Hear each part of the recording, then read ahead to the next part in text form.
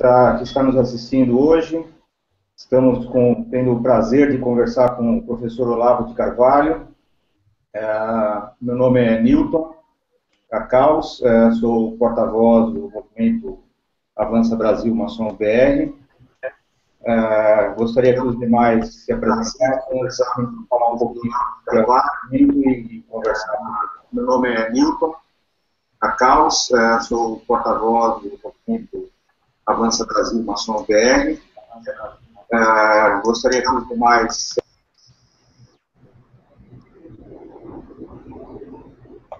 Vamos lá? Renan? Boa noite pessoal, meu nome é Renan, também faço parte aí do Avança, estou nessa luta aí com o pessoal, ajudando no que é possível, né, e estamos aí hoje para tentar tirar algumas dúvidas com o professor aí.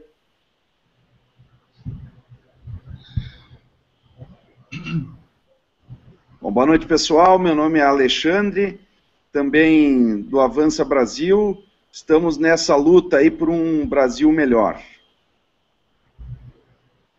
Meu nome é Adelair Gasperin, sou de Curitiba, também do Avança, e estamos juntos.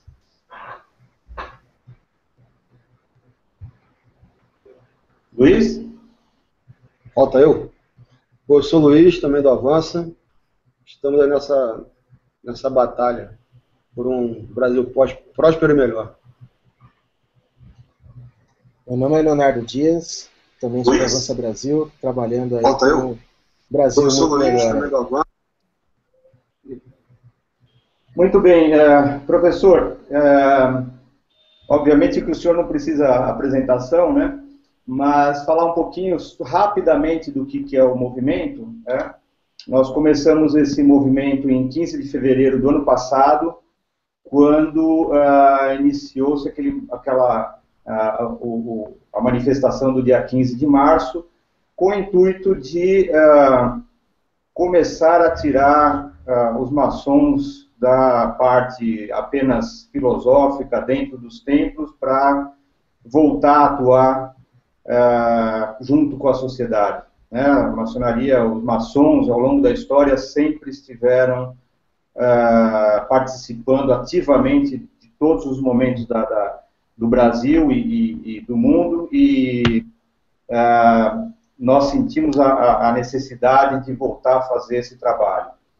A gente nunca fala em nome da maçonaria como instituição, mas sim um movimento de maçons trabalhando, porque a instituição não deve se meter em assuntos que sejam de um ou de outro lado, mas os maçons sim têm a obrigação de defender a nossa pátria contra a tirania e contra esses usurpadores que estão acabando com o nosso país, né? Então, iniciando a conversa, professor, a gente gostaria de entender um pouquinho do senhor esse processo, como que o senhor vê esse processo de como esses comunistas ou populistas chegaram a essa dominação que a gente está vendo hoje no Brasil? Bom, em primeiro lugar, eu tenho que dizer que eu vejo tudo isso com muita satisfação, o movimento de vocês, mesmo porque, historicamente, o Brasil foi construído por 3 entidades: a Igreja Católica, a Maçonaria e o Exército. Portanto, ainda são, vamos dizer, as forças decisivas. Então, a gente vendo esse estado de coisa, fica esperando que os maçons tomem alguma atitude, assim como esperamos que os padres católicos tomem, que não tomaram até agora. Isso, aliás, ao contrário, estão até ajudando do outro lado.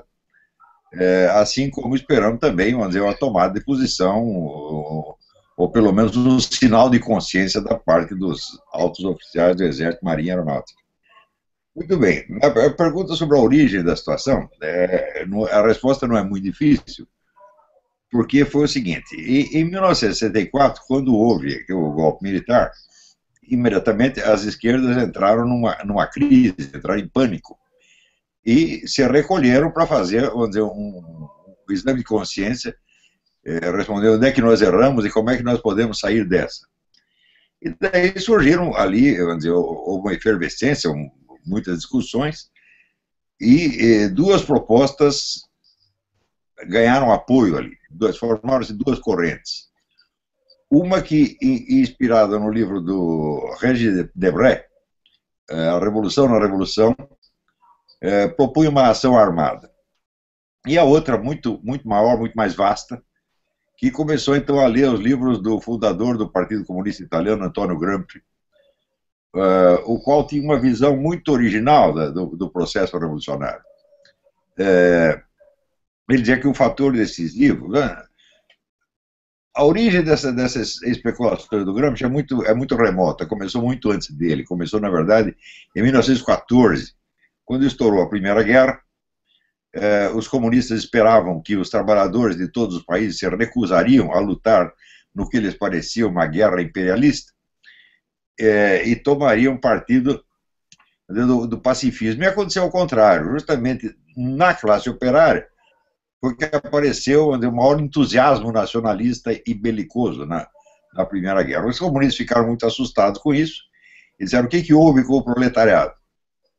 E surgiram muitas especulações, até que um filósofo húngaro, chamado Georg Lukács, disse o seguinte: olha, o problema são as bases civilizacionais, porque as pessoas já têm toda a sua cabeça feita por 2000 anos de civilização judaico-cristã, e por mais proletários que sejam, eles vão agir de acordo com os valores que foram impregnados na mente deles pela sua cultura. Então, o que nós temos que destruir, em primeiro lugar, não é o capitalismo, é a cultura judaico-cristã. Foi dentro dessa linha que o fundador do Partido Comunista Italiano, Antonio Gramsci, começou a trabalhar na década de 30, mas ele só teve a oportunidade de registrar os seus pensamentos por escrito quando foi para a cadeia. Ficou 12 anos na cadeia, não tinha nada que fazer, então ficava escrevendo o dia inteiro, e daí saiu essa série que se chama Os Cadernos do Cárcere. E ali ele resume essa concepção. A mesma concepção foi trabalhada em dois frontes. Um, o Antonio Gramsci, e outro, a chamada Escola de Frankfurt, que era um grupo de estudiosos na Alemanha, que, financiado por um milionário argentino, criaram lá um instituto e começaram a trabalhar essa ideia do que se chamaria depois a Revolução Cultural.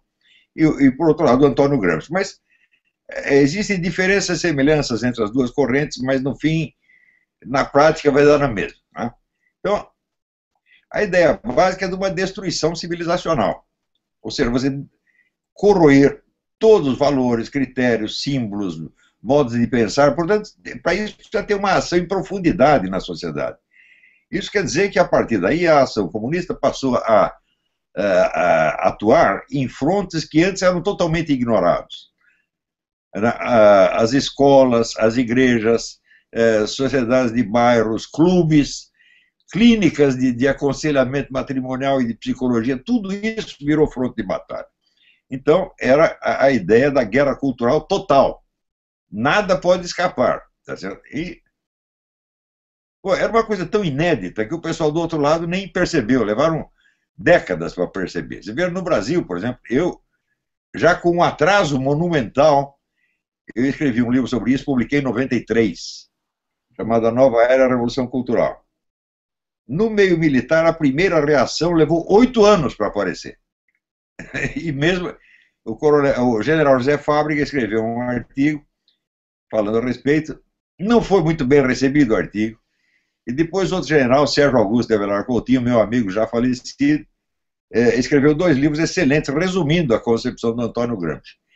E só para você saber, o general Coutinho morreu amargurado pela indiferença dos seus colegas, né? Uhum. Então, isso quer dizer que no Brasil o pessoal não está muito bem atualizado com isso até hoje. E eu digo, eu já comecei atrasado, porque a absorção da concepção do Gramsci pelo Partido Comunista Brasileiro começou em 64, 65.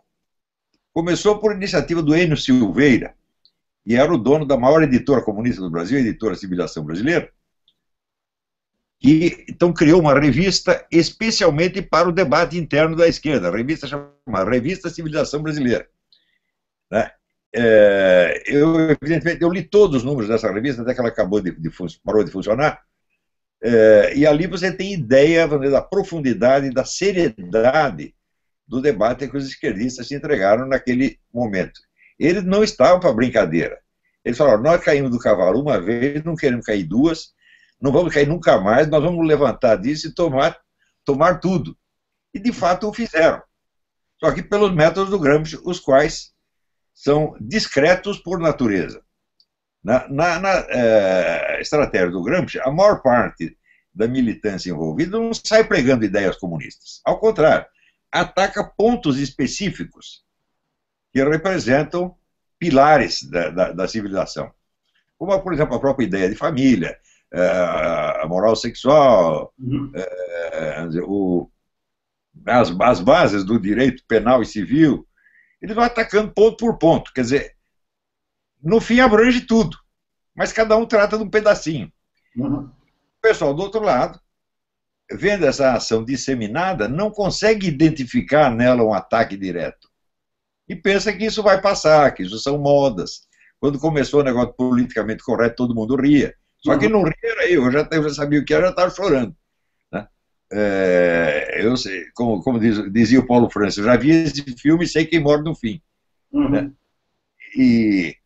Então foi assim, gradativamente eles foram ocupando todos os espaços. Para você fazer uma ideia de como eles levaram isso a sério, no tempo do governo militar, a esquerda já dominava a imprensa brasileira inteira. Você não tinha um jornal cujo diretor de redação não fosse comunista, nenhum. E qualquer cidadão que fosse de direita ou conservador, reconhecido como tal, era boicotado e acabava sendo expelido, ainda durante o governo militar. Você vê, durante o governo militar, saíram de circulação os artigos, por exemplo, do Gustavo Corsão, do Lenildo Tabosa Pessoa, do Nicolas Boer. Todos os jornalistas conservadores foram sendo cortados um a um. Então chegou-se ao domínio completo. Existe uma publicação do Sindicato Jornalista de São Paulo, chamada 60 anos de jornalismo, foi publicada na década de 80. E você vê ali as grandes figuras do jornalismo em São Paulo, eram todas comunistas. Só tinha duas exceções. No meio de 200 nomes, tinha duas exceções, que não contam para absolutamente nada. Ao mesmo tempo, eles estavam dominando o sistema educacional, usando, sobretudo, publicações da Fundação Vitor Chivita, chamada Escola e Sala de Aula, que iam fazendo a cabeça dos professores e introduzindo as ideias de Vygotsky, Emília Ferreiro, todos esses doutrinários comunistas da educação. A profundidade e a imensidão desta operação, as pessoas não conseguem medir até hoje. Por exemplo, aqui nos Estados Unidos eles estão criando um novo currículo, como no Brasil, novo modelo curricular. Eu acho que é nova base curricular, não sei como chama no Brasil. Aqui é Common Core, né? Quer dizer, o núcleo comum. Né? E o núcleo comum, as pessoas discutem, umas gostam, outras não gostam, até que apareceu a pesquisadora e foi rastrear. Falou, de onde apareceu isso? Então ela descobriu que, em primeiro lugar, todos os modelos iniciais do Common Core tinham vindo da Europa. Ela foi rastrear na Europa, de onde veio? Foi ver tudo da Rússia, tudo pronto da União Soviética. Então, o modelo de educação que está sendo implantado nos Estados Unidos, a duras penas e com muita discussão, e no Brasil sem dificuldade nenhuma, está roubando a porta aberta, é um modelo soviético, concebido para efetivar a revolução cultural. Então, quando começa toda essa coisa, por exemplo, ideologia de gênero, abortismo, gaysismo, etc., tudo isso é a revolução cultural. Então, por aí você vê a imensidão da coisa. E eles foram prosseguindo nisso, dando mais importância ao fronte cultural do que ao fronte político próprio, político eleitoral. Mantinham alguém ali, algumas pessoas no fronte eleitoral, mas não davam muita importância, porque eles sabiam que você vencer uma eleição e tomar o poder antes de completada a revolução cultural seria suicídio. Isso quer dizer que nós podemos dizer que na década de 90 a revolução cultural no Brasil estava 100% vitoriosa. Não havia uma voz contrária. Nada. Tinham conseguido tapar a boca de todo mundo. Até que apareceu eu fui a única exceção, eles não sabiam quem eu era, de repente apareceu um cara dizendo umas coisas esquisitas, eles também não entendiam direito o que eu estava falando. E daí, aos poucos, eu consegui abrir um espaço para que o pessoal da direita, conservador, liberal, tivesse voz novamente, porque estavam com as bocas tampadas fazia 30 anos. né? Então isso aí mudou um pouco a situação. Porém, o que eu fiz no campo cultural, quer dizer, eu acho que eu consegui abrir um rombo no muro do monopólio esquerdista da opinião pública, e daí começou a aparecer blogs conservadores, instituições conservadoras, movimentos conservadores para tudo quanto é lado. Alguns até conquistaram algum espaço na grande mídia, como o Luiz Felipe Pondé, por exemplo, mas a maioria ainda continua em blogs. Então, nós rompemos o monopólio da opinião pública, mas não rompemos o monopólio da mídia. Na grande mídia, eles ainda dominam 100%. E, você vê, quando houve a primeira eleição do Lula a presidente, o Partido dos Trabalhadores até então tinha tido, no máximo, 20% do eleitorado. No instante em que a Revolução Cultural já estava totalmente pronta, foi possível impor esse candidato Lula como se fosse a pessoa mais inocente do mundo. Se você naquela época dissesse para as pessoas o Lula é comunista, o Lula é esquerdista, elas diriam não, de maneira alguma. Então foi, como se diz, a revolução camuflada, a revolução disfarçada. Quer dizer, enquanto o Lulinha, paz e amor, com toda aquela imagem de democrata, etc., subiu ao poder, ele mesmo já tinha fundado o Foro de São Paulo, que é o centro de comando estratégico da esquerda latino-americana, quer dizer, fazendo como as Farc, Forças Armadas Revolucionárias da Colômbia, até reconhecendo, disseram, vocês salvaram o movimento comunista. Estava moribundo, vocês salvaram, deram nova vida. Né? Então você vê como é que o sujeito que é o comandante da estratégia comunista no continente não é comunista. Daí aparece essa besta desse Marco Antônio Villa, dizendo, como? O Lula não pode ser comunista porque ele nem leu Karl Marx. Eu digo, mas é só um cretino diz isso, porque 99,999% dos comunistas nunca leram Karl Marx. Né? E o sujeito não é comunista pelas suas ideias, é comunista pela sua participação no esquema. Mesmo que ele não tenha nenhuma ideia na cabeça, ideia não importa, importa é o compromisso real que o sujeito tem, né, com os seus correligionários, com organizações. Então foi assim que eles tomaram o poder, sem que ninguém percebesse, sem que ninguém reagisse. Mas o único sujeito que tentou reagir realmente fui eu. Antes de mim, o Paulo Francis um pouco, o Paulo Francis morreu. Né? E mesmo assim, o Paulo Francis não tinha um conhecimento efetivo desse negócio gramsciano.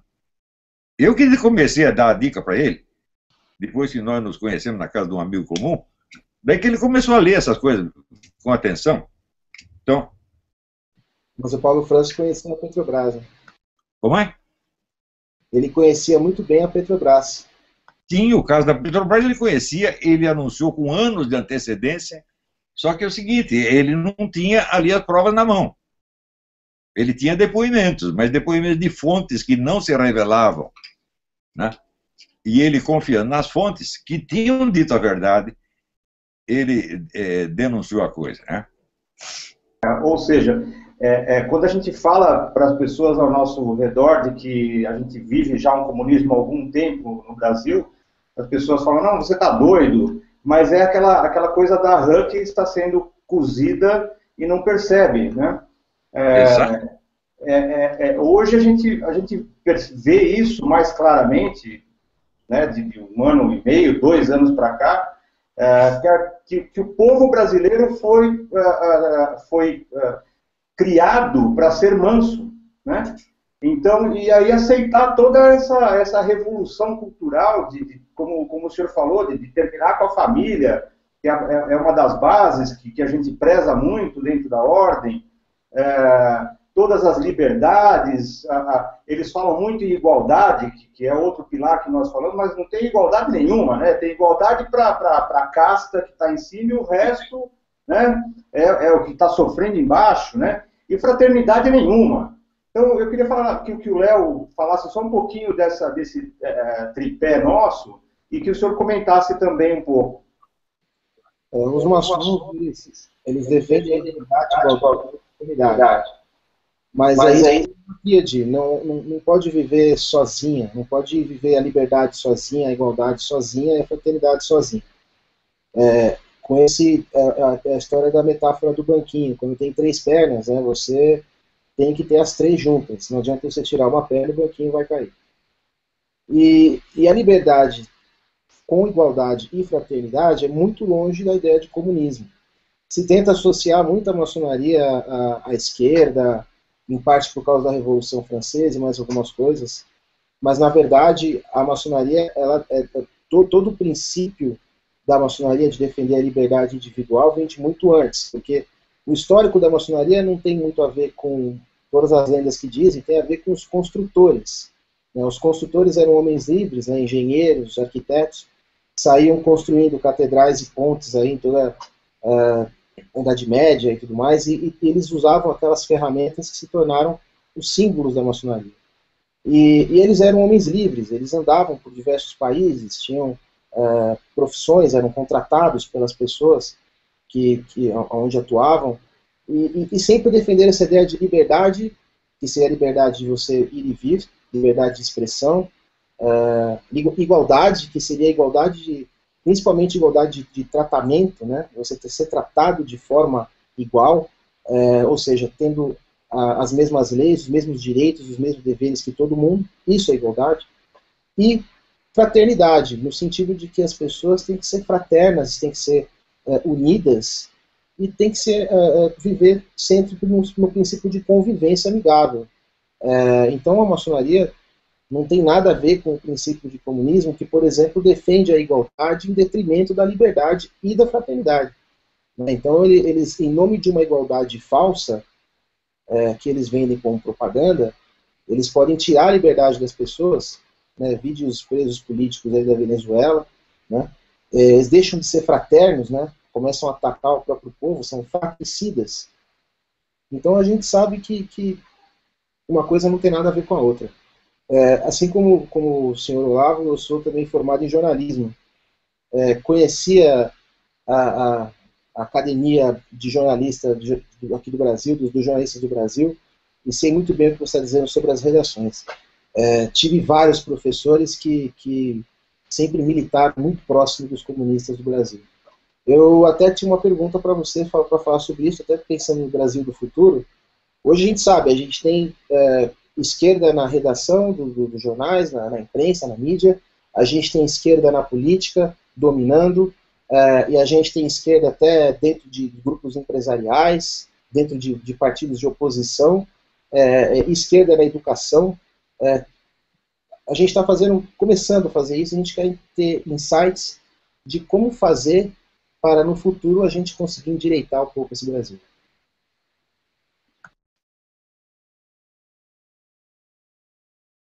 Em primeiro lugar, precisa ver que é o seguinte, esse pessoal conseguiu fazer um controle da opinião pública que é muito mais rígido, muito mais abrangente do que a censura jamais foi no tempo dos militares.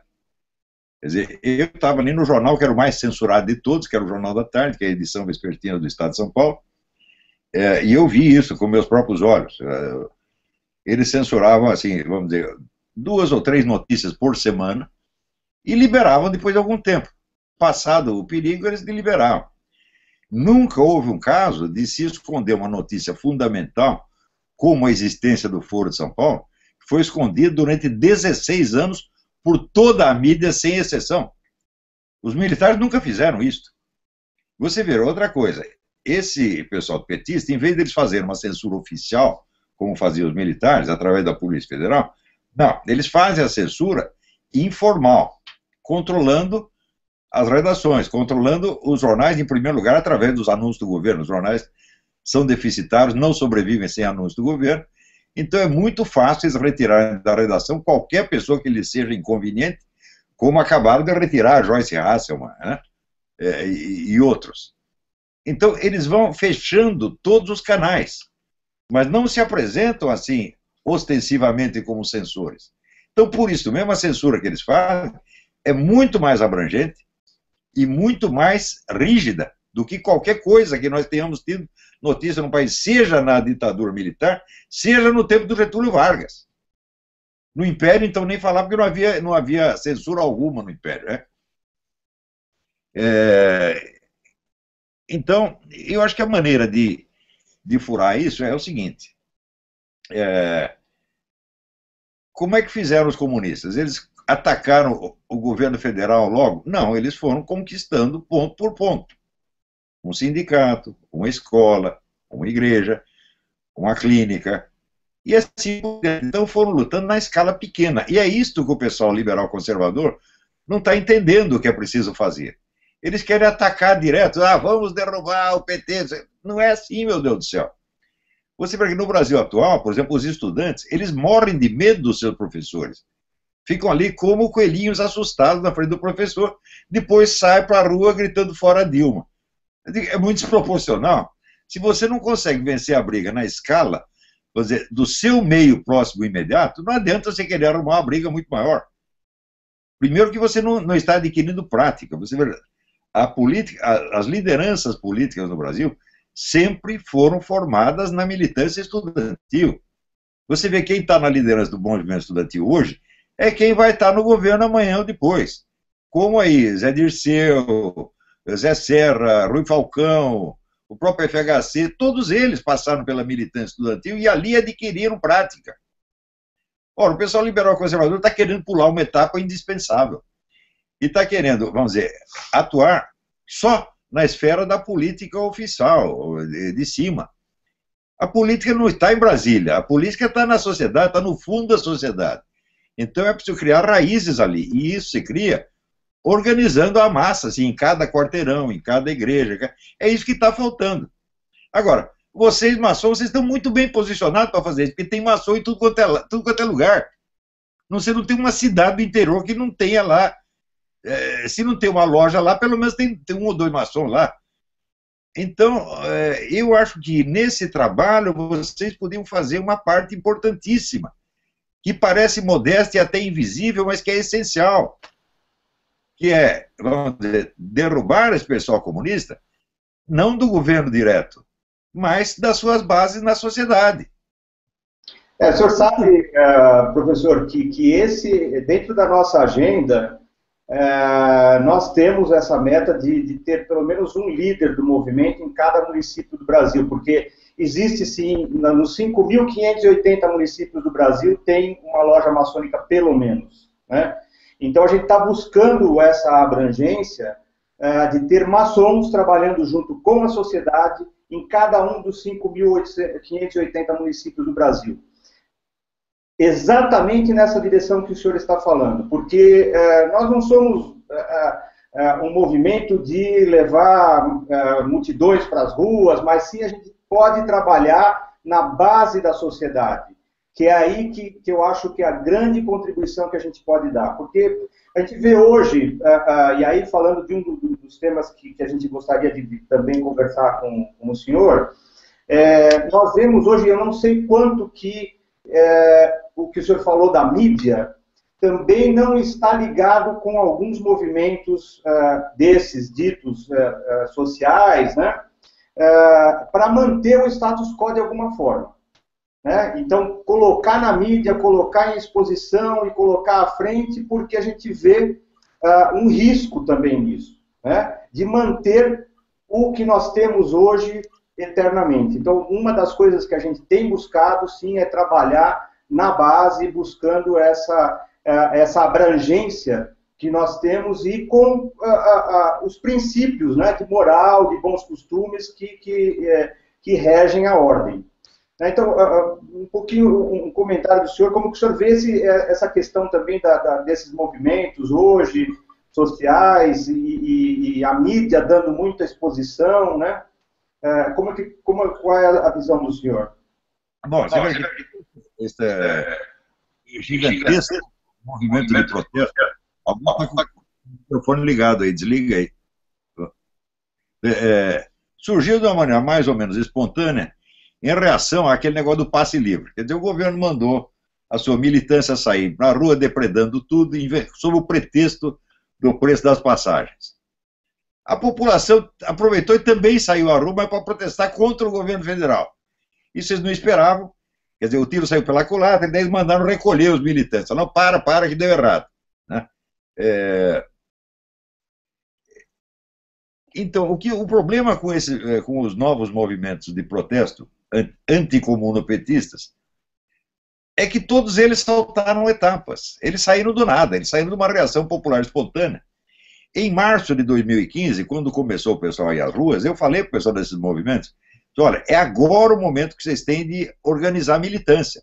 Vocês peguem todas as pessoas que você encontrar na rua, né, e criem uma rede de contatos para criar raízes nas entidades populares, nas entidades da sociedade civil, como o pessoal chama.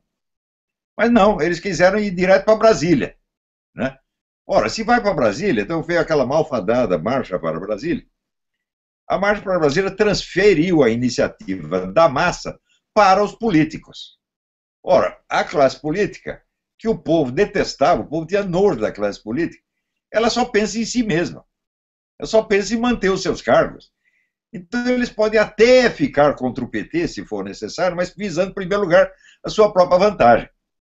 Então, por exemplo, agora eles podem até fazer o impeachment da Dilma. Se não dá para salvar a Dilma, tá bom, entrega a Dilma para os leões, não tem problema. Mas eles não vão destruir o PT, não vão destruir o Foro de São Paulo, não vão suprimir a ideologia de gênero das escolas, não vão suprimir o desarmamento civil, isso não vão fazer nada que o povo quer que faça. Então, vou entregar a Dilma só para dar uma satisfação, e no dia seguinte está lá todos aqueles velhos políticos, aquelas velhas raposas, tudo ladrão, batendo no peito, cantando hino nacional e dizendo que são os grandes heróis do momento. E isso nós não podemos permitir que aconteça. Né? Nós temos, vamos dizer que, se os políticos nos dão algum apoio, ótimo, mas eles não podem estar na liderança. Quem tem que estar na liderança é gente como vocês, que ninguém conhece e que está lá no meio do povo. Entendeu?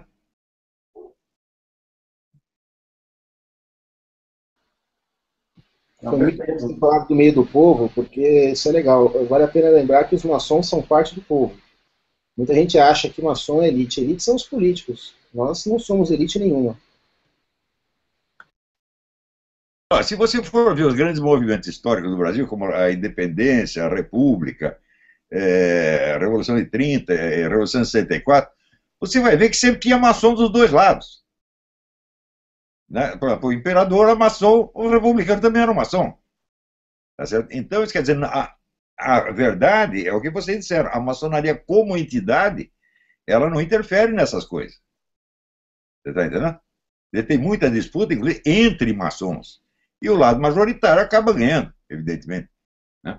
E eu acho que isso vai acontecer de novo, porque vocês estão agindo, tal, mas garanto que tem muito maçom que está acomodado e está até levando vantagem com essa situação. Vocês têm que acordar essa gente, pô. Esse é um grande trabalho que a gente tem feito, viu, professor? Porque a grande maioria continua dormindo ainda e é o que nós temos lutado para acordar. É como meu avô falava, né? Meu bisavô já era maçom, mas meu avô falava que a maçonaria, se você se inspira dentro dos templos, mas se transpira fora deles. Então, essa transpiração fora dos templos é que a gente está buscando.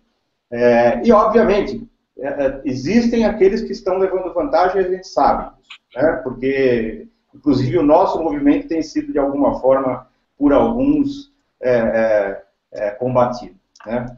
Queria que o Delair, o Alexandre ou o Renan falassem, o Luiz também, um pouquinho da nossa agenda e conversasse com o professor.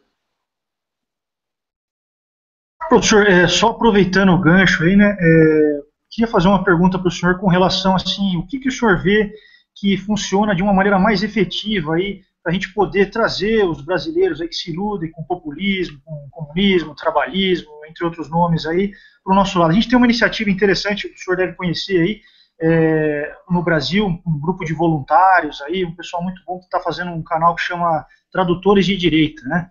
Então, assim, são pequenos vídeos de 5, 6, 7 minutos, alguns vídeos de 10 minutos, debatendo diversos tópicos aí que a gente consegue difundir com facilidade pelo Facebook, pelo WhatsApp. Eu queria saber, assim, o senhor acha que, além dessa medida, o que a gente pode estar fazendo que funciona, que de fato, assim, pode estar funcionando, né? Não só dentro de loja, mas dentro das lojas, com os maçons, mas com a população em geral, que de certa maneira não se interessa por política, política é tudo a mesma coisa, política é tudo ladrão, ou aquele pessoal que fala que comunismo não existe, comunismo acabou na União Soviética. como que o senhor acha que a gente pode estar abordando esse pessoal que, vamos dizer assim, é mais ingênuo, né? A grande maioria. Você verá, não é possível nenhuma luta política ideológica se você não tem as informações básicas disponíveis, se você não tem o material de referência. Se você for ver, por exemplo, a bibliografia universitária brasileira, durante 20 anos, o autor mais citado foi Antônio Gramsci. E havia milhares de livros, né, de comunistas gramscianos circulando, e estão aí até hoje. Contra isso, quando eu comecei a minha atividade, né, a partir do livro de 93, ele dizia que havia um déficit de 10 mil livros, pelo menos. Você não tinha informações, nada, nada, nada, nada. Só se ouvia a voz desse pessoal comunista e mais nada. Então, em primeiro lugar, são os livros. Coisa básica, colocar informação à disposição. Porque se você diz uma coisa, a pessoa pergunta, qual é a fonte? Você não tem fonte. Ou você vai citar um livro em alemão, não adianta nada, né? Então, essas coisas têm que estar à disposição das pessoas e você gradativamente ir substituindo a bibliografia universitária. Isso é uma coisa importantíssima. Você vê, logo que eu comecei, a coisa começou também a dar frutos. As pessoas começaram a fazer teses universitárias baseadas naquilo que eu estava indicando e nas fontes que eu indicava, né? Então, isso é um começo. Um segundo tópico é a ação direta nas pequenas entidades. Tentar conquistar igrejas, tentar conquistar centros acadêmicos, tentar conquistar liderança de sindicatos, né? E, sobretudo, a penetração na mídia através do processo que o próprio Gramsci chamava ocupação de espaços. O que é ocupação de espaço? Você arruma um emprego lá dentro, lá que você trata de colocar um amigo, mais outro amigo, e mais outro amigo, e boicotar os inimigos. Isso aí é preciso fazer, absolutamente. Você vê que nós não temos um órgão de mídia a nosso favor. Quer dizer, é uma vergonha, com 90% do país revoltado com o governo comunopetista, você não tem um jornal diário que seja contra eles, nenhum. Você vê aqui, no tempo dos militares, no começo, os órgãos de mídia apoiavam o governo militar. Os comunistas foram virando o negócio, que no fim não tinha um jornal que apoiasse o governo. Levou muito tempo para fazer isso. É um trabalho discreto, né? Discreto ao ponto de ser imperceptível, mas é o que nós temos de fazer. Não é isso? Então, também, vamos dizer, lutar pelo seguinte: se não for possível ocupar nenhum órgão de mídia, então que se crie um outro. O Brasil precisa de um jornal diário, liberal conservador, o quanto antes. Então, se tem acesso a empresários, então, não, vamos juntar dinheiro e fazer isso. Isso é uma coisa básica. Para todas essas atividades, o nosso pessoal não tem prática. Esse é que é o problema. Professor, o senhor fala de entrar nas instituições, pelo que eu entendi, é pelos indivíduos, certo? Ou seja, não é propriamente, não se ganha a instituição tomando a instituição, mas sim de forma frontal, né, como o senhor mesmo falou, mas sim conquistando elementos que vão ocupando essas posições. Sabendo, né, que o nosso movimento, o movimento maçom, ele está, de certo modo, colocado nessas posições, mas que nem sempre, propriamente, aquele elemento, ele está vendo, como bem o Newton falou, né, que nem sempre aquele elemento maçom ele está percebendo. Também o Renan falou, né, que às vezes o elemento não está sensível para a situação, certo? Então, teria alguma sugestão de como trabalhar esses elementos para eles realmente acordarem para a situação, como nesse ponto em si, para que eles venham se unir ao movimento? Bom, a primeira coisa é fortalecê-los através da informação de fontes. Botar na mão deles os livros essenciais, isso quer dizer, tem que publicar mais livros, o déficit de livros ainda existe. Mas vou lhe dar só um exemplo de como a hegemonia comunista ela se automultiplica pelas vias as mais surpreendentes. Então, por exemplo, uns anos atrás saiu um livro de um repórter espanhol, que vai muito ao Brasil, chamado Luiz Mir, e o livro mostrava-se o PT como fruto da Igreja Católica. Só que ele não disse o seguinte, é da Igreja Católica da Teologia da Libertação. E da onde saiu a Teologia da Libertação? A Teologia da Libertação foi inventada pessoalmente por Nikita Khrushchev. Isso contado pelo Ion Mihai Pacheco, que era o chefe do serviço secreto da Romênia, que foi incumbido, entre outros, de criar um congresso de teólogos, entre aspas, na América Latina, para lançar a Teologia da Libertação. Isso muito antes de que aparecesse na praça Leonardo Boff, Frei Beto, etc. Mas muito antes. Então, a Teologia da Libertação é todinha ela um esquema de desinformação soviética. Em cima dessa desinformação, veio o Luiz Mira e coloca uma segunda camada de desinformação, caracterizando o PT como partido católico. Estão entendendo como funciona isso? Quer dizer, uma desinformação é reforçada pela seguinte, e pela outra, e pela outra, pela outra. No fim, cria-se uma confusão que ninguém entende nada. Então, nós temos que colocar as informações básicas à disposição dessas pessoas. Não é para você sair do campo da opinião e dizer, não, aqui não tem opinião, meu filho, aqui nós estamos discutindo fatos, e está aqui as fontes, etc, etc. Isso dá uma segurança para as pessoas. Você vê, isso é uma das coisas que favoreceram a minha posição nesse debate. Né? Se você for ver a lista de livros que eu indiquei, tem um sujeito até que fez um site na internet, livros indicados pelo professor Leandro de Carvalho. É uma multidão. Então, isto mostra para as pessoas que você não está falando no ar, não é uma opinião sua. Sobretudo, mostrar para as pessoas, olha, isso que vocês no Brasil ignoram, o mundo inteiro está sabendo. Eu vou lhe dar um exemplo agora. Se você pegar toda a mídia brasileira, toda, Globo, Estadão, Folha, todos estão dizendo que a Hillary vai ganhar a eleição nos Estados Unidos. Todos. E aqui, os estudos estatísticos, etc., mostram o seguinte, se for Trump e Hillary, o Trump tem 97% das chances de vencer. Isso todo americano sabe. Quem gosta do Trump e quem não gosta. Quem o odeia está assustado com ele precisamente por causa disso, que sabe que ele vence a Hillary. Agora, no Brasil ninguém sabe. Quer dizer, o bloqueio de informação no Brasil é uma coisa impressionante. Este caso que eu contei do Foro de São Paulo, o Foro de São Paulo é a maior entidade política que já existiu na América Latina. Reúne 200 partidos. Né? Tem um dinheiro que não acaba mais. Dele fazem parte presidentes, ministros, líderes de outros partidos, etc. E também organizações criminosas como as Farc, o Mir chileno, etc, etc. Nunca houve uma organização desse tipo. Como é que a mídia durante 16 anos não fala uma palavra a respeito? É claro que foi um silêncio cúmplice para deixar a coisa crescer em silêncio. E não só a mídia, né, professor? Eu lembro, no dia 15 de novembro de 2014, logo depois da eleição, que houve aqui em São Paulo uma primeira manifestação para não deixar a coisa esfriar. Estava com o pessoal lá do Vem Pra Rua tal, e no meio do povo estava lá o Zé Serra. E eu tive a oportunidade de perguntar para ele, o senador, o que o senhor fala do Foro de São Paulo, né? Qual que é a sua opinião? Ele falou, Foro de São Paulo, o que é isso? Não conheço. Ou seja, para a gente ver o tipo, né, de desinformação do que quer se passar para a população, né? Mas no caso do Zé Serra não é ignorância, não. Ele sabe, esse sabe de tudo.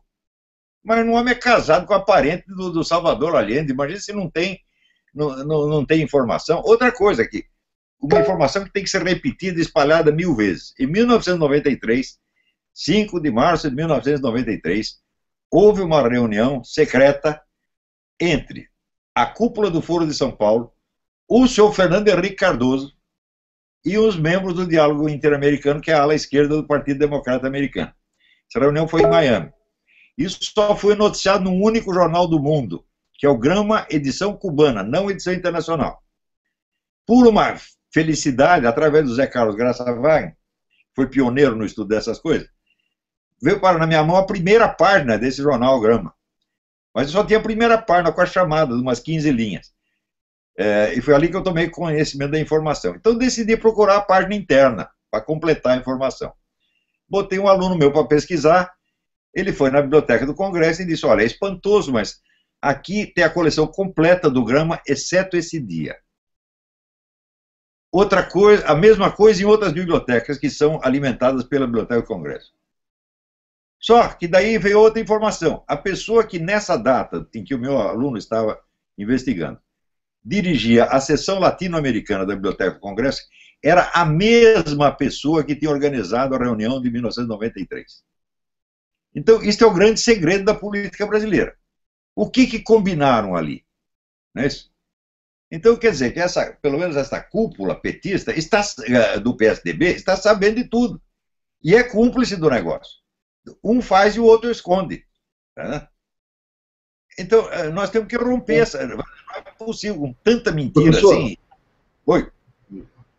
Diga. Aproveitando que foi citado sobre o Serra e sobre o PSDB, como é que a gente consegue evitar que eles promovam essa alternância de poder, tipo um café com leite moderno, e passar para o público que, no final das contas, eles estão apenas trocando as peças de um mesmo tabuleiro, com o mesmo objetivo? Sem dúvida. Eu acho que nós temos que usar os mesmos instrumentos que eles mesmo criaram. Eles não querem fazer a passeata dia 13? Tá bom. Não vamos boicotar a passeata, não. Vamos lá, mas vamos lá com cartaz abaixo do cano, Bolsonaro presidente, ou qualquer coisa assim, você tá entendendo? Para mostrar, vocês não estão enganando ninguém. É isso? Porque esses caras, eles só pensam neles. Essa que é a verdade. É uma coisa assim, é ridículo, assim, o nível de mesquinhez de pessoas que estão um pouco se lixando para o país inteiro e só pensam no seu próprio umbigo. Né? Isso aí tem que acabar. O país tem 200 milhões de habitantes, meu Deus do céu. Não pode mais ser representado por essas pessoas. Né? Então, essa brincadeira tem que acabar de qualquer jeito. E este caso do Fernando Henrique, eu vou divulgar o quanto eu puder. Estou falando isso, mas o pessoal não está prestando muita atenção, não. Estou falando, olha, meu filho, o Fernando Henrique ele não é um membro, mas ele é um cúmplice, ele é um amigo do Foro de São Paulo. Ele está sabendo tudo isso. Veja, quando foi que surgiu, vamos dizer, essa coisa comunista nas escolas, do governo FHC?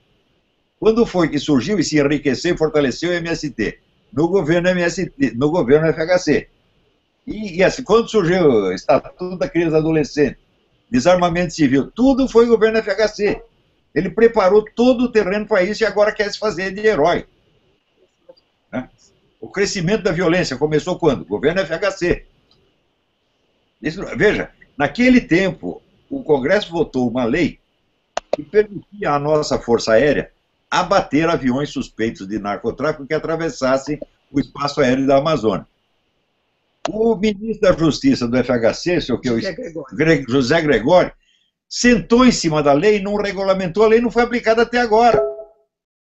O pessoal está passando avião cheio de cocaína lá na Amazônia e ninguém pode fazer nada.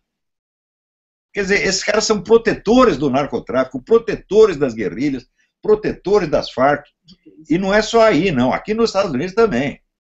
Cocaína e armas, né, professor? Exatamente. Bom, Fernandinho Beiramar contou que ele anualmente trazia armas contrabandeadas do Líbano para trocar por 200 toneladas de cocaína das Farc por ano. Quer dizer, era muita arma e muita cocaína. O que fizeram para parar isso até agora? Absolutamente nada. Prenderam o Fernandinho Beiramar, está lá na prisão de segurança máxima para a segurança dele, para ninguém tocar nele. Então, não se pode levar a sério essa gente, nós temos que parar essa palhaçada. Né? Não queremos ser contra o impeachment, ao contrário, nós queremos impeachment e mais coisas, agora eles querem só impeachment. Né? Que, aliás, não terá nem impeachment, nós sabemos que a situação fica insustentável, a Dilma renuncia, vai para as Bahamas gastar o nosso dinheiro, 3 meses depois é senadora. Nós sabemos como está o Collor aí, né? Exatamente.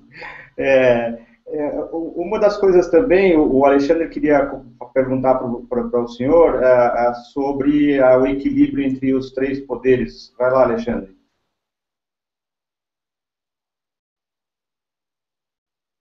Alexandre? Espera que saiu do ar? Alexandre? Acho que ele não está ouvindo. Mas a pergunta, então, professor, como que o senhor vê e como que a gente pode agir? Principalmente no Congresso, a gente tem até mais formas de conseguir alguma ação, que a gente até fez agora no dia 17 de fevereiro, que fomos lá e lemos um manifesto, a bancada governista ficou brava, quebrou o pau lá, e a gente estava nas galerias lá, eu estava lá no plenário, mas como que o senhor vê essa dominação do STF? Porque ali é onde vai normalmente desembocar todas as coisas, né? Então, de que forma atuar se você tem um STF completamente dominado pelo Poder Executivo? Olha, eu acho que aí só tem um jeito. Aí temos que partir para a desobediência civil.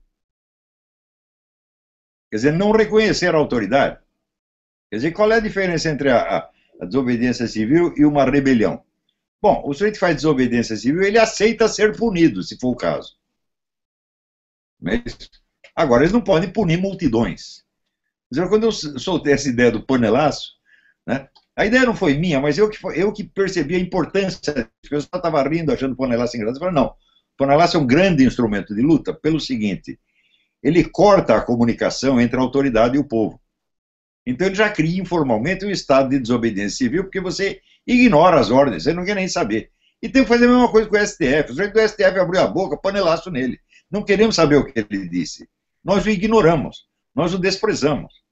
E o panelaço, então, deixa as pessoas tão constrangidas que você vê, o único resultado efetivo dos movimentos populares foi que o PT tirou a Dilma e o Lula da sua propaganda. Tão envergonhado ficou. Isto é obra do panelaço.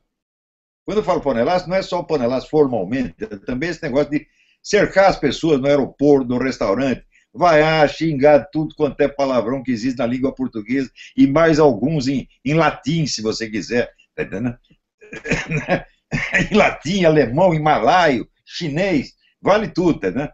Só para mostrar o desprezo popular. Assim, você vê, o psicopata, surgiu o livro do Andrei Lobachevsky, esse livro é fundamental, Ponerologia, o estudo do mal na política. O psicopata não tem consciência moral, mas ele tem medo. Né? Então nós temos, vamos dizer, que intimidar essas pessoas, vamos dizer, com a pressão do desprezo popular. Se tu entra no restaurante, vai, sai daqui, vagabundo. Né? Não queremos a sua companhia, não queremos você em lugar decente. Como fizeram? Pegaram o Rui Falcão na saída de um casamento. Eu conheço o Rui Falcão há 50 anos. Ele é um tremendo cara de pau. E ele ficou com vergonha, meu Deus do céu. Não vergonha moral, evidentemente. Não vergonha de ter feito mal, mas a vergonha de ter se estrepado. Né? Então, eu acho que essa forma de luta, que é caracteristicamente brasileira, parece que o panelaço foi inventado no tempo do Getúlio Vargas, é de uma importância extraordinária, deve ser estimulado sempre. E é mais barato do que você fazer uma passeata. Você vê, quando mudaram a capital para Brasília, eles sabiam o que estavam fazendo. Brasília obedece a um plano da cidade comunista ideal, bolado por 2 arquitetos russos, soviéticos. Então, aquilo fica longe do povo. Você vê, se a capital estivesse no Rio de Janeiro, o governo Dilma caía em 24 horas. Como é que derrubaram os caras na Argentina? Assim, ele está tudo em Buenos Aires, está ali ao alcance do povo. Agora, para remover gente para Brasília custa muito dinheiro. Então isso só favorece quem tem dinheiro. Quem tem dinheiro? Eles. Nunca somos nós. Na verdade, o psicopata que o senhor falou, e a gente conhece, né, um psicopata que tem 9 dedos, ele tem 2 sentimentos, né, raiva e medo. Raiva e medo, exatamente. São os 2 únicos que ele tem. São os 2 únicos sentimentos que o 9 dedos tem, raiva e medo. Pode ver agora, né, o que está acontecendo. Para ir depor, né, tá morrendo de medo. O Luiz queria fazer uma pergunta para o senhor. Vai lá, Luiz.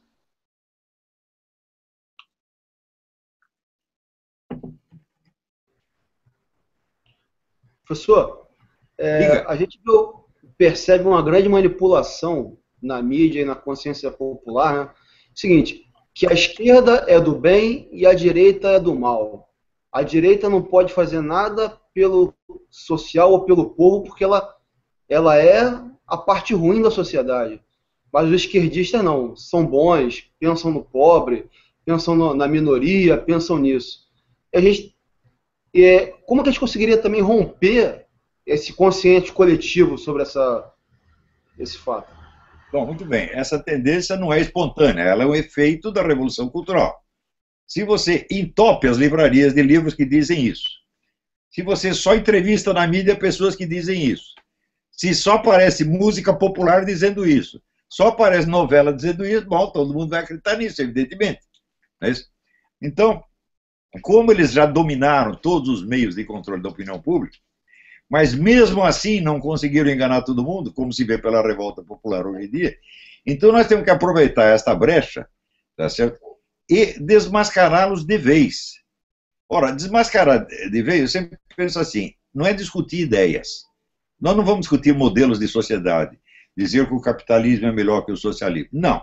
Nós temos que pegar pessoas. Não se trata de destruir ideias, mas de destruir a carreira e o poder de pessoas. Então você ir direto, assim, sem respeito, isso é muito importante. Vou contar uma coisa para vocês. Uma vez eu tive um debate com 2 senadores petistas na TV Gaúcha. E eu falei umas coisas lá do então governador Olívio Dutra, e eles disseram, mas o senhor está desrespeitando o nosso governador. Eu falei, não, não é que eu estou desrespeitando, eu não o respeito mesmo. Porque ele deu uma entrevista dizendo que ele era, aos 20 anos de idade, ele era campeão de masturbação. Fazia um campeonato de masturbação. Ele não fazia isso aos 12 anos de idade, fazia aos 20, já homem feito. Quer dizer, como se pode respeitar uma porcaria dessas? Né? Pronto, com isso acabou a carreira do Olívio Dutra, meu Deus do céu. Todo mundo fica com medo de andar do lado dele. E é isso que a gente tem que fazer, que a pessoa fique com medo, né, de aparecer com o Lula, com a Dilma no restaurante, ou com essa gente tudo, né, aparecer em público com eles. Nós temos que pegá-los pelo lado mais grotesco da sua conduta. Não é isso? Por exemplo, aquela história do Lula com as cabritas. O homem que diz que tem saudade do tempo em que os meninos faziam sexo com cabritas. Ora, toda vez que o Lula aparecer em público, tem que perguntar para ele, você ainda gosta de cabrita? É? Você ainda tem esse vício maligno? É? O pessoal não explora isso. Quer dizer, o sujeito dá a cara a tapa e o pessoal não bate. Levanta a bola e ninguém está chutando, né? Levanta a bola e ninguém está chutando. Tem que pegar a pessoa por essa coisa e mostrar que são pessoas pequenas. Outra coisa, mostrar que são covardes. Você intimidar o sujeito em público, não com ameaças, evidentemente, tá certo? Mas com a revelação de fatos que o desmoralizam, tá certo? Mandando calar a boca, rebaixando. Você quebra a espinha dorsal do sujeito. O senhor deve conhecer o Igor Gili aí, que está em Washington, que ele xingou a Dilma lá no hotel. Não sei se o senhor viu esse... Inclusive, ele é nosso sobrinho, ele participa da Ordem de Molay, mas o que ele fez foi esse desrespeito total e acharam um absurdo. Como que ele podia fazer aquilo com a presidente da República, né? Acharam que ele está errado, por quê? Porque foi um só. Quando tem 1000 pessoas fazendo, ninguém acha ruim. Então tem que fazer isso mais, como o rapaz fez lá na CNBB. Né? Entrou lá, pegou aquele bando de bicho comunista, falou, vocês não são bicho coisa nenhuma, vocês são os excomungados. Tá certo esse rapaz. É esse tipo de coisa que os derruba, não é discussão de ideias e nem de propostas. Porque de proposta, esse pessoal apresenta uma proposta e depois faz outra. Essa conversa de proposta, de ideologia, de ideais, não é sério. Então vamos atacar onde está o verdadeiro, o ponto nevrálgico da coisa, que é o quê? A pessoa deles, a sua personalidade. São personalidades mesquinhas, vis, baixas, covardes. Não valem absolutamente nada. Né? Eu aposto assim que se você pegar um sujeito como Lula sozinho, você o faz fazer cocô nas calças. Esse homem não é de nada, absolutamente nada. Todos eles são assim, olha, tem pessoas corajosas no meio comunista. Eu acho até, por exemplo, o Zé Dirceu e o Rui Falcão são pessoas que tiveram treinamento de serviço secreto cubano. Então são homens de aço, mas é 2 ou 3.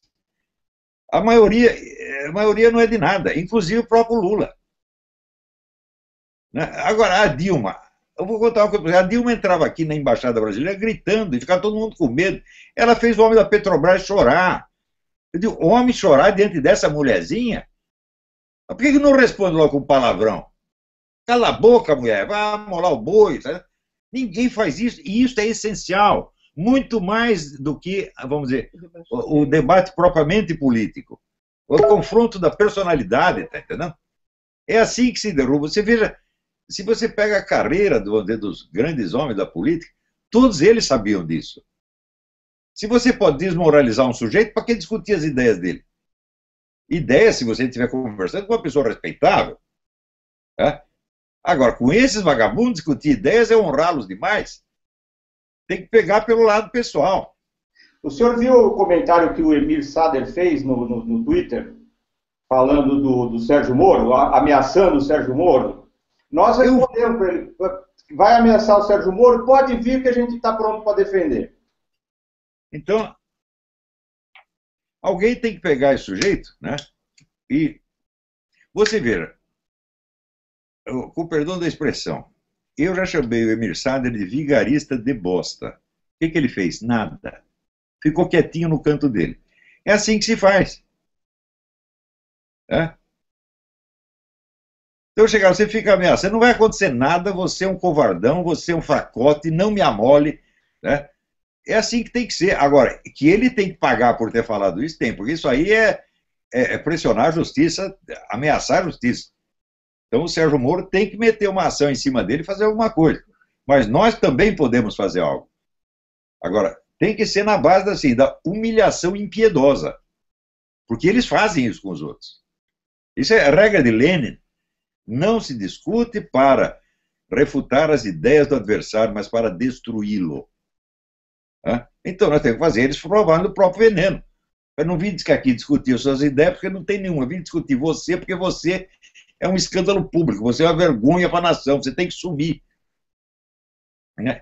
Como fez, vocês não viram aquele discurso maravilhoso do deputado inglês, o Nigel Farage, que ele fez com o presidente da União Europeia? O cara chegou lá e o Farage disse: mas quem é você? O que você está fazendo aí? Ninguém te conhece, vai embora, rapaz. É assim que se faz. Tá certo. Alguém mais quer fazer alguma pergunta? A gente já está aqui há 1 hora com o professor. Tem alguma coisa que vocês queiram abordar? Professor, só uma pergunta importante, eu acho que tá bem na mídia aí, bem em voga, com relação ao Papa Francisco, né? Uma boa parte dos maçons são católicos, né? Ou cristãos de alguma forma, tem um respeito muito grande pelo Papa, eu me incluo nesses. E só que o que acontece é o seguinte, esse comportamento do Papa, de certa forma, tem levantado muita especulação a respeito de qual seria o real posicionamento dele, né? De que forma ele vê isso. Fizeram algumas montagens, né, que eu achei meio injustas, né, dele com o Macri, dele com o Fidel Castro, né, porque pegou uma parte pontual, mas eu queria que o senhor comentasse um pouquinho aí o que o senhor vê a respeito do comportamento dele e da forma como ele vem se posicionando, né? Eu acho que poderia ser mais incisivo.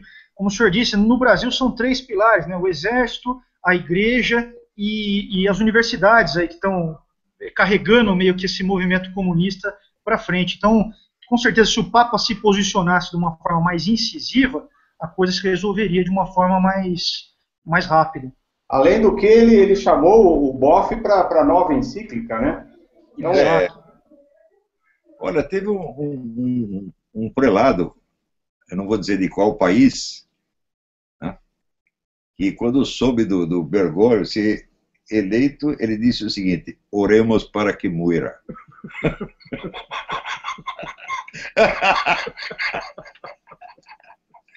Porque você vê que o pessoal conhece ele já de longa data, já sabe o que ele vai fazer. Esse homem é um vexame. Ele não é um herege, ele não é herético. Porque um papa, para se tornar herético, só se ele proclamar um dogma oficialmente que seja contra a doutrina da igreja. Isso ele não é bobo de fazer. Então ele vai corroendo pelas beiradas, como sempre fizeram, né? Eu acho que esse homem é um vexame ambulante. Eu não estou orando para que muera, mas eu estou orando para que vá embora o mais cedo possível. E veio um Papa de verdade, né? Porque você vê, o Papa é o representante de Jesus Cristo na Terra. Ele está lá para ser crucificado se for preciso. Não para ficar aí brilhando na mídia e ainda se fazer de humilde. Eu nunca vi um Papa gostar tanto de holofote e dizer tanto que é humilde, né? Papa humilde foi, por exemplo, Albino Luciani. João Paulo I foi um Papa humilde, né? O Papa João Paulo II não era humilde nesse sentido, mas tinha outras virtudes, era um homem de coragem extraordinária, tá certo? humilde era o Papa Pio XII, que ficou socorrendo judeus em segredo durante tanto tempo e guardou tanto segredo que o pessoal pensou que era o contrário, que ele estava sacaneando os judeus. E isso são homens humildes. Agora, Bergoglio humilde? Ah, não, de jeito nenhum. Né? Ele pensa que os holofotes são sírios bentos. Né? Professor, uma leitura pessoal minha é que os movimentos em si, eles acabam ficando com uma visão parcial, como já também foi dito, né, a respeito do que, até mesmo das causas e efeitos de tudo que está acontecendo, e também do caminho a seguir. Então veja o seguinte, se as pessoas que estão indo para a rua têm pedidos pontuais, como, por exemplo, o impeachment, né? Ou se não, contra a corrupção, ou outros, o apoio simplesmente a Lava Jato, coisas bastante pontuais. E eu tenho percebido, talvez de forma errada ou não, mas que falta uma visão mais para frente, porque muitas pessoas que não estão indo para a rua, eles não vão porque eles dizem, não adianta nada fazer isso, né? Ou seja, lá, tanto uma coisa quanto não adianta nada combater a corrupção, não adianta nada, ou seja, porque na verdade acaba existindo, até mesmo inconscientemente, uma leitura de que o problema é sistêmico, né? Então, eu queria do professor, se pudesse nos apontar algo que dê justamente essa visão maior, que venha a fazer com que a gente insira, né, dentro da nossa ação de hoje, um motivo para eles participarem, para que eles vejam que é preciso passar por isso, né, como o professor mesmo falou, né, eu sou a favor do impeachment, ou seja, precisa acontecer, mas precisa muito mais. Então, a mostrar um norte, para onde que a gente está indo a partir daqui. E um norte que seja realmente algo convincente, né? Algo que realmente atraia essas pessoas para que o movimento cresça, a gente consiga passar para o impeachment e continuando. Até mesmo porque, se ficarmos só com a propaganda do impeachment, a hora que o impeachment acontecer, o movimento se esvazia. E nós sabemos que não mudou nada. Então, o que nós poderíamos, de que modo a gente poderia tratar essa coisa maior para que a gente pudesse chegar lá? Seria, até, eu coloco ali uma ponta, seria promover a questão da república, né, como uma forma, um ponto, um norte a ser estabelecido? Até aproveitando a pergunta que o Delair fez, quando a gente fala, professor, que nossa visão é de uma transformação que vai levar 20 anos, as pessoas falam, mais 20 anos? A gente fala, são 20 anos para você mudar uma geração inteira. Então, aproveitando, emendando essa pergunta que o Delair fez. Foi muito bom você levantar esse ponto. Para responder a isso, nós temos que voltar à análise feita pelo Raimundo Fauro no livro Os Donos do Poder. Eu recomendo que leiam a primeira edição, que foi da editora Globo de Porto Alegre, porque na segunda ele aumentou demais o livro e estragou um pouco. Mas ele diz o seguinte, ele diz, no Brasil existe uma luta de classes, mas não é a luta de classes como Karl Marx descreveu, entre proletariado e burguesia. Não, é entre o povo e os donos do Estado, que ele chama o estamento burocrático. E são pessoas, vamos dizer, que legislam em causa própria o tempo todo, não ouvem o povo, não têm satisfações a prestar ao eleitorado, e estão sempre lá, sempre vamos dizer, a mesma classe. Muito bem. O poder do estamento burocrático aumentou muito com a mudança da capital para Brasília, porque os políticos ficaram isolados do povo, o povo não tem nem como pressioná-los. E piorou muito depois da subida do PT ao poder, que decidiu instrumentalizar todos os organismos e concentrar todo o poder no seu partido. Então, eu acho que o item principal do nosso futuro será isso, uma democracia na qual o povo controle os políticos. Veja, é o poder popular. O poder é nosso, não é de vocês. Está até na Constituição. O poder soberano é do povo, o qual o exerce, citação literal, por intermédio dos seus representantes ou diretamente. Ou seja, que o poder soberano do povo está acima do poder exercido pelos representantes. Então, nós temos que ter voto distrital, nós temos que ter o recall, nós temos que ter todos os instrumentos possíveis para que o deputado ou senador eleito com o voto do povo, se ele não obedecer os seus eleitores, ele seja retirado de lá imediatamente sem precisar caçar o mandato. Como eles chamam o recall. Não caçamos seu mandato, nós só tiramos você daí.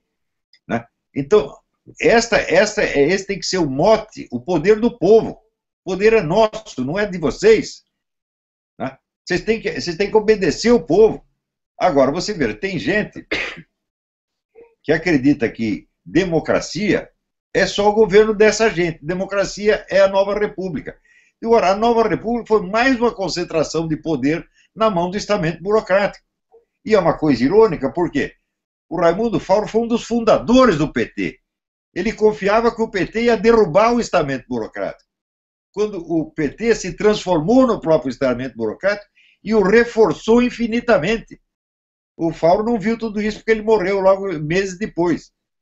Se visse, ele deve estar tremendo no túmulo, tá entendendo? Ele deve estar vomitando no túmulo. Não sei se Caveira vomita, mas ele deve estar vomitando. Né? Então, é esse o ponto. O poder do povo, a verdadeira democracia, a verdadeira república, gente. Esse pessoal está brincando. Eles resolvem tudo entre eles e enganam os outros. Então, agora estão oferecendo impeachment como isca. Porque eles sabem perfeitamente que não vai ter nem impeachment. Só se a Dilma foi idiota, porque 5 minutos antes de votar o impeachment, ela renuncia e acabou o problema. Como fez o Collor. Se ela não fizer isso, é porque é muito idiota. Né? Mas ela não é tanto, não. Assim, como diz o Don Quixote, louca sim, pero não tonta. É?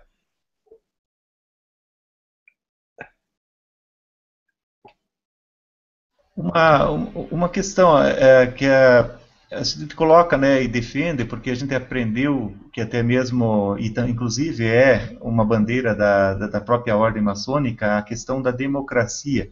Só que a democracia em si, ela não se provou nos últimos tempos ela ser falha, que a igualdade de poder de voto, a falta no caso do voto opcional, né, ou seja, não precisa ser obrigatório o voto, por questões de dizer que isso é democracia, né, não é justamente o perigo da coisa. Não seria a democracia um sistema de governo transitório apenas?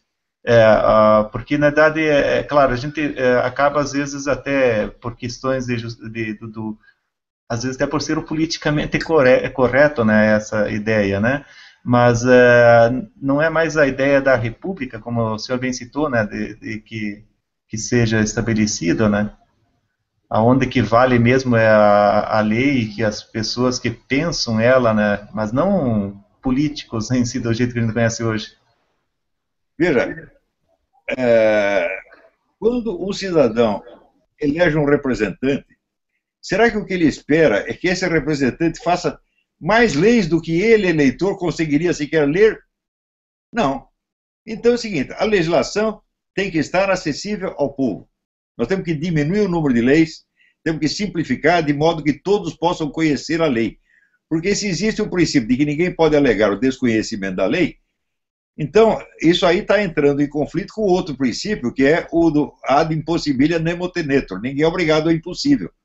Como é que você pode exigir das pessoas o conhecimento da lei se a lei, pelo seu volume, pelo seu tamanho, se tornou incognoscível? Então, isso aí já é traição da classe política. Eles fazem um monte de leis, para quê? Para criminalizar todo mundo. E daí eles escolhem quem eles vão punir. Tá certo? Então, isso é um instrumento, vamos dizer, de poder discricionário que tem que ser tomado da classe política. Tá? A lei tem que ser uma coisa que é acessível a todos. Se você começa por ver pela Constituição Americana, tem 2 páginas e meia. Todo mundo sabe de cor. Né? O Bill of Rights, todo mundo sabe de cor. Agora, chega no Brasil, bom, a Constituição já vem com 300 páginas, já complicou o negócio. Agora, você pega a legislação tributária brasileira, né? São quantos? 800 mil leis? 1 milhão de leis? É uma coisa assim, esmagadora, feita para oprimir o povo, para desorientar e oprimir. A própria lei já é desinformação em si. E isso é feito pelo quê? Por esta casta de políticos que pensam que o país é deles. E não é este ou aquele político, não, são quase todos eles que pensam assim. Somando as federais, estaduais e municipais, 5.400.000 leis e normas. Porca miséria, como é possível uma coisa dessa? Eles estão brincando, estão gozando da nossa cara. Quer dizer, olha, tem um amigo meu que é fiscal da Receita, e ele estava visitando um colega dele, um amigo dele, empresário, E o empresário estava se gabando. Não, aqui está tudo dentro da lei, não tem irregularidade nenhuma. Eles vão provar que não está. Você me dá 10 minutos que eu acho 20 transgressões aqui dentro da sua casa. E achou, chegou lá, aí esse casaco de pele da sua mulher, cadê nota fiscal, isso, mais aquilo, mais aquilo. Se fosse levar aquilo a sério, o senhor estaria preso. Então, é impossível estar dentro da lei. E isso é obra do quê? Do estamento burocrático, dos donos do poder. Isso tem que acabar. O poder tem que ser devolvido ao eleitor. O eleitor é soberano. Né? E eu acho que esse é o ponto. Nós não precisamos assim, chegar e apresentar um plano econômico, um plano para a educação, um plano para a segurança nacional, um plano para não sei o quê. Não, temos que apenas devolver o poder ao povo e deixar que ele decida. E se torne responsável por suas próprias decisões, sem tomar na cabeça, olha, foi você que escolheu. Mas agora não. Você leva um sujeito para ele fazer coisas que você nem sabe o que são e você que tem que pagar. Não é isso? Então, a verdadeira, é muito simples, a verdadeira democracia. Você vê o que fizeram com o desarmamento, que fizeram um plebiscito, o pessoal votou maciçamente contra o desarmamento, eles nem ligaram, eles desprezam a decisão popular. Então, nós temos que fazer que de modo que o desrespeito à decisão popular seja punido. E punido, assim, drasticamente. Né? Quer dizer, nós votamos um plebiscito, vocês não executaram a nossa decisão, cadeia para vocês. O plebiscito é a autoridade soberana do país. Acima do plebiscito só tem Deus, meu Deus do céu. Né?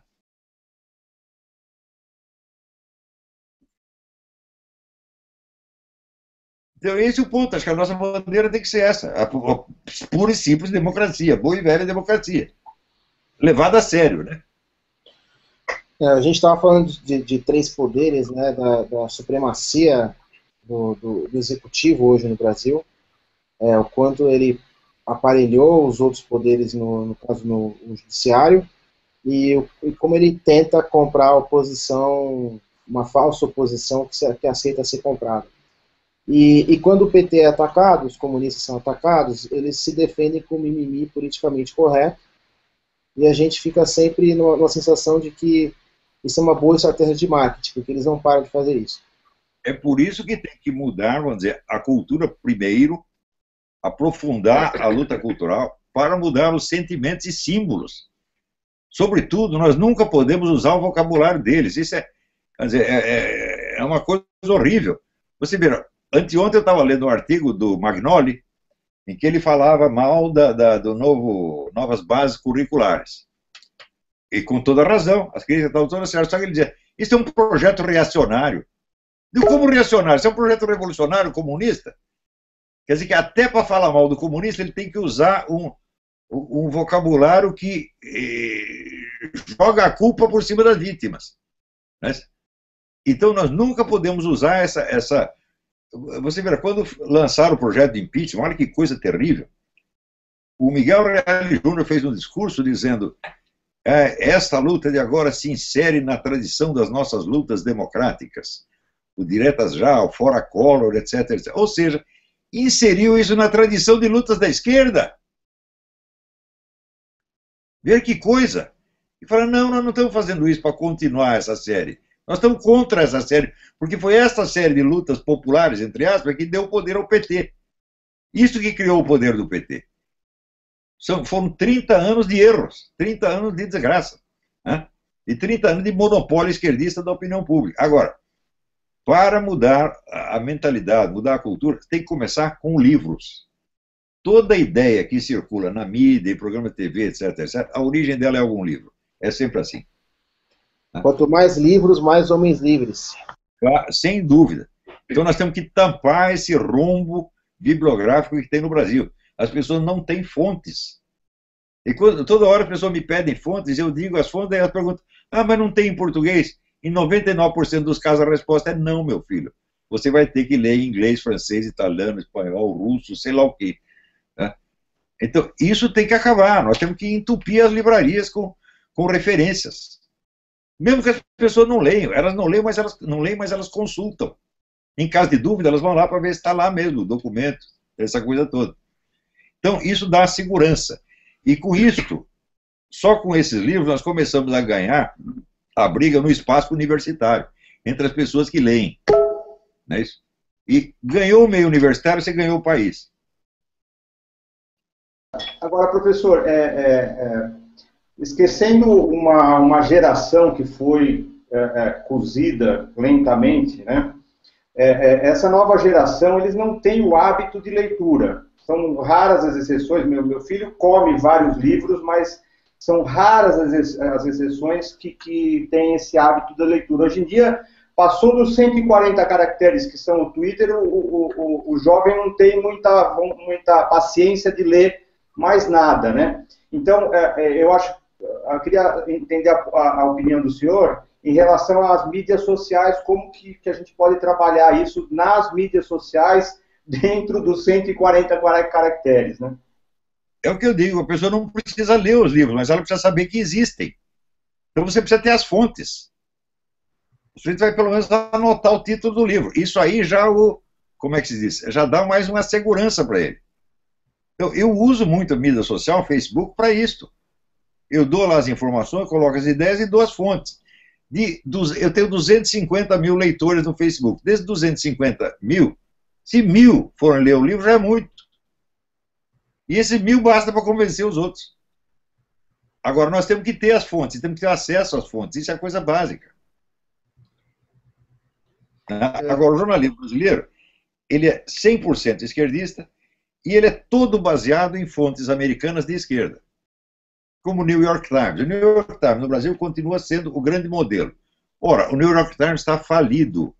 Ele teve que alugar metade do seu prédio para poder completar a folha de pagamento. Entendeu? Quer dizer, nós estamos usando um modelo caquético, que já está morto. Não é isso? Os outros jornais de esquerda estão todos falindo. CNN está falindo. Né? O Los Angeles Times está falindo. Estão todos indo para baixo aqui nos Estados Unidos e o pessoal ainda adorando essas coisas, porque eram os grandes modelos dos anos 50. Né? Então, isso também, nós temos que criar um novo jornalismo. Né?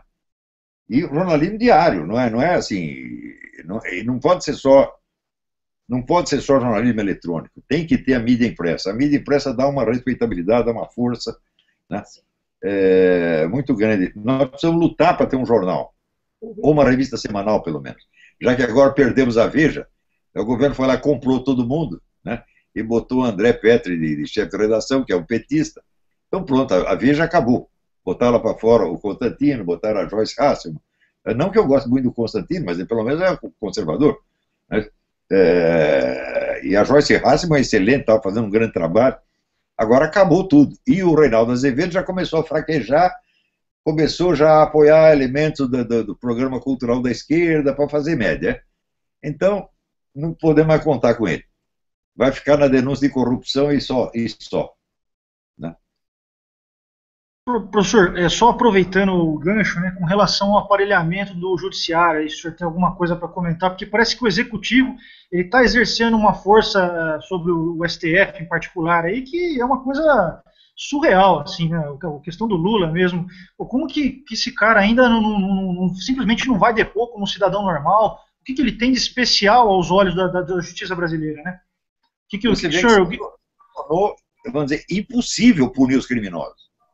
Eles punem os sócios, né? Punem o empresário, aqui, vai roendo pelas beiradas, mas no meio não acerta nunca. Quando, desde o livro do Ivo Patarra, o chefe já está mais do que comprovado que o Lula é de fato o chefe dessa coisa toda. Não precisa mais prova, né? E, no entanto, você vê a nação inteira impotente. Por quê? Porque o judiciário está dominado. Então, o que nós temos que fazer? Não há outra solução a não ser desmoralizar o judiciário. Partir para a desobediência civil e deslegitimá-los repetidamente. Né? STF, você não é nem superior, nem tribunal, nem federal, você é um bando de velho caquético. Não vamos obedecê-lo. Quiser pôr na cadeia, põe. Vou com prazer. Antes na cadeia do que na sua companhia. Nós temos que começar a tomar esta atitude. Agora, se as pessoas não querem sacrificar nem a sua carreira universitária, meu Deus do céu. Né? Você vê, como é que os pais fundadores dos Estados Unidos conseguiram fazer alguma coisa? Eles assinaram um pacto, e quer dizer, pela nossa causa nós vamos sacrificar nossa vida, nossa liberdade, nossos bens e nossa honra. Ou seja, se formos totalmente desonrados, não tem importância, nós vamos continuar do mesmo jeito. Se perder até o último tostão, nós vamos continuar do mesmo jeito. Se nos prender, nós vamos continuar do mesmo jeito. Agora, se não há um espírito de sacrifício, então é porque não há um verdadeiro amor à pátria. E a falta de amor à pátria é efeito da falta de amor ao próximo. Né? Os seus conterrâneos, seus compatriotas são seus próximos, quer dizer, morrer por eles é uma honra. Então nós temos que dizer, esse senso do amor ao próximo é básico. Santo Agostinho dizia que a base da sociedade é o amor ao próximo. Olha, eu estou vivendo aqui nos Estados Unidos, no interiorzão, que ainda conserva muito a cultura americana antiga, eu vejo como isto funciona. Né? O americano do interior é amoroso a um ponto que o povo brasileiro não consegue imaginar. Você vê, a minha mulher, durante quase um ano, frequentou um grupo de moças velhinhas, né, da igreja metodista, que ficavam lá fazendo tricô para as criancinhas pobres. Tricô para as criancinhas pobres do Brasil. Hein? É uma vergonha. Né? E ela ficou lá um ano convivendo com as velhinhas, nunca ouviu uma fofoca. Você é capaz de imaginar velhinhas que se reúnem e não fazem fofoca? Ficam só tentando fazer o bem para o próximo? Nós vimos isso. Professor, só para encerrar, né, que a gente já está avançando no horário aqui, a questão das urnas, né? Muita gente que a gente conversa e tenta convencer, que está meio perdido, o pessoal fala, não, a gente tem que respeitar a decisão das urnas, eles foram eleitos democraticamente. A gente sabe, está cansado de saber a questão da Smartmatic, aquilo é uma máquina de fabricar voto. Qual que é o argumento que o senhor acha que é irrefutável para esse pessoal inocente que não tem noção mesmo de... A apuração secreta não tem transparência, se não tem transparência não é uma eleição legal. Mesmo que não roubasse um único voto, o simples fato de a apuração ser secreta já invalida. Porque elimina o princípio básico, que é a transparência. Só 23 pessoas tiveram acesso. 23 pessoas chefiadas por um funcionário, um servidor do PT. Como é possível uma coisa dessa? Então, vamos dizer, a eleição tinha que ser deslegitimada desde o primeiro momento. Mas daí veio o seu Aécio Neves, não passou nem 10 minutos, ele já aceitou. Então, ele foi o maior colaborador que a Dilma jamais teve. Ele tinha que ter negado imediatamente, falando, não, nós queremos aqui uma recontagem pública dos votos. Isso tem que ser posto ao alcance do povo. É o mesmo tópico. Quem tem que governar é o povo. Quem tem que tomar as decisões é o povo. E não adianta nada 23 pessoas dizerem que a eleição é legítima se os outros não estão sabendo de nada e não têm acesso. Quer dizer, a apuração secreta é fraude em si mesmo.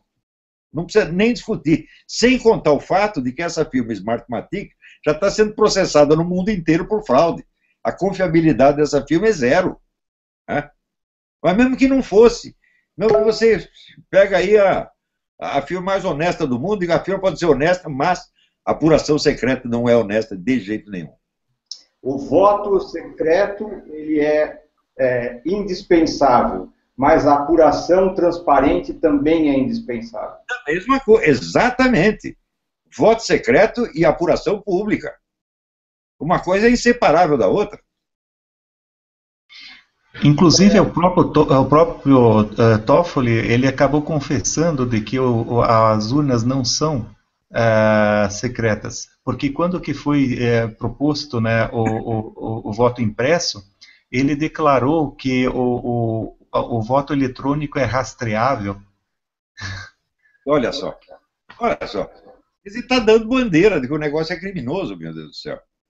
Ô, professor, mas nesse caso mesmo que o senhor falou, passou 10 minutos da apuração, o Aécio já estava lá declarando a derrota, parabenizando a Dilma e tal. Eu me recuso a acreditar que isso é ingenuidade, né? Não dá para acreditar que não, eles são ingênuos, o PSDB é ingênuo. Vamos voltar à reunião de 5 de março de 93. Alguma coisa foi combinada ali. Então, quem encontrar o FHC em público tem que dizer, agora o senhor vai me contar tudo que vocês conversaram lá em Miami, 5 de março de 93. É isso? E vai me trazer as atas, quero ver tudo, por escrito, o que vocês conversaram lá. E enquanto você não mostrar isso, eu não acredito numa única palavra que você diga. O pessoal da esquerda fala muito assim, não, o próprio PSDB fez uma auditoria das urnas, e na auditoria das urnas foi apurado que não tem nenhum problema. Eu falei, mas que raio de auditoria é essa, né? Foi apurado, na verdade é que a auditoria é impossível. O que foi apurado é que não tem como investigar. É só isso que apuraram, que coisa que nós já sabíamos antes. Muito bem. Professor, como última pergunta aqui, antes da gente encerrar, como o senhor vê a influência da próxima eleição americana, ganhando o Trump, no que a gente vive hoje na América Latina, com essa esquerdização e esse populismo? Porque, de alguma forma, ele também está sendo populista, né, no seu discurso. Como o senhor vê essa influência de uma vitória dele, dos republicanos, no cenário da América Latina? Veja, a política dos Estados Unidos na América Latina, nos últimos 30 anos, se caracterizou pela ausência absoluta. Você não sente mais a presença americana, a influência americana. Não tem. Existe influência cultural, do cinema, essa coisa, mas isso tudo é esquerdista, sabemos também. Mas uma presença do governo americano simplesmente não tem.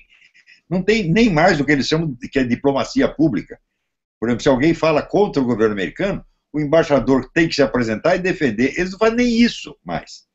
Ora, o Trump, com a política dele, vamos dizer, de deter a imigração ilegal, ele vai ter que ter uma atuação nos países da América Latina. Querendo ou não, ele vai ter que fazer. Ele mesmo já disse, não, nós vamos ter que renegociar todos os nossos acordos com a América Latina. Então, algum tipo de ação americana na América Latina, e no sentido benéfico, vai ter que acontecer de qualquer maneira. Né? E eu acho que o Trump, qualquer que sejam os defeitos dele, tem duas coisas que são fatos. Primeiro, ele paga pela campanha dele até o último tostão. Ele não recolhe dinheiro de ninguém, portanto não tem rabo preso com ninguém, exceto com ele mesmo. Só por isso já seria motivo suficiente para o pessoal votar nele. Você vê, os outros estão gastando bilhões, né, de contribuintes que às vezes você nem fica sabendo quem são. E depois os contribuintes vão tudo lá para pegar a retribuição do favor. Ele não está devendo favor para ninguém. Em segundo lugar, o ponto básico da campanha dele, que é o problema da imigração, é o problema central mesmo aqui. Esse pessoal está entrando aqui cometendo crime adoidado, tá certo? Estão aterrorizando cidades inteiras. Isso tem que parar. Para parar isso, ele vai ter que devolver muita gente para os seus países de origem. Inclusive México, sobretudo México. Né? Então, quer dizer que ele vai ter que ter uma política latino-americana que o Obama não tem nenhum. Obama não tem nenhum. E o Clinton teve a pior das políticas, porque ele foi lá, disse que ia ajudar a Colômbia a combater o narcotráfico, e eles fizeram o seguinte acordo: nós vamos combater as organizações traficantes, mas não vamos tocar nas organizações políticas, isto é, Farc. Então, derrubou todos os cartéis e deu o monopólio do narcotráfico às Farc.